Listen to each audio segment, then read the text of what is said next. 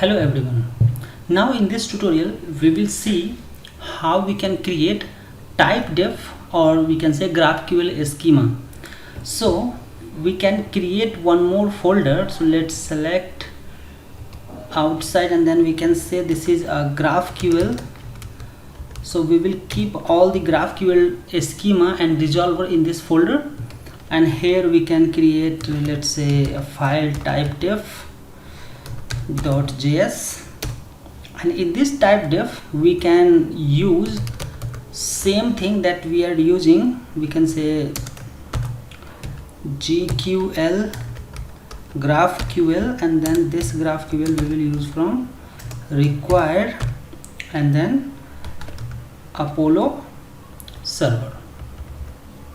So from Apollo server we will use GraphQL, and then we can write here const type defs equal to GQL, and then we can, if we have multiple lines, then we can use this one, and here we can add our code inside this. So let me just write like this, yeah. And then we can say type is article, and in this type basically we can write id equal to id, and this is, you know, mandatory part, and then we can say title equal to string, and then we can say content string. So in this particular type we have id, title, and then content that we wanted to store. We will store in our DB also. So this is one article, and after that we can do write query.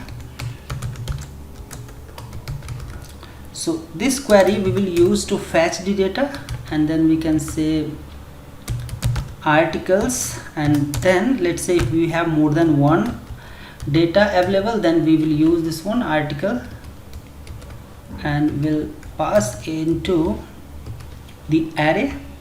Another thing can be article, and then let's say if you want to fetch using id, then you can use id, and then type will be id.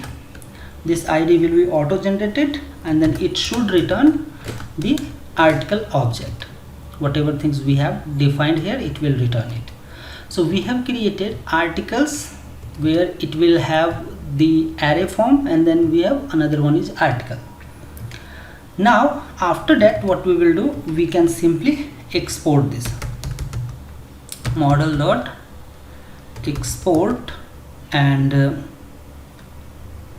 we can exports equal to type def. Save this.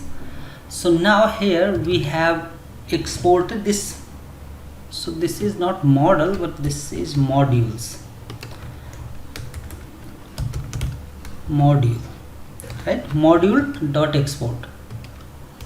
Save it. So this module is from, you know, Mongo Node.js module. So this way basically we have created typedef for fetching the data from the DB. So we have to write query in this way, and then so suppose if you want to include here mutations, like you want to insert, update, delete, then we have to update this one. We have to add in this particular typedef only. So for now I am keeping only query, and later on we will add here mutation. So now in the next video we will see how we can create resolver for this one.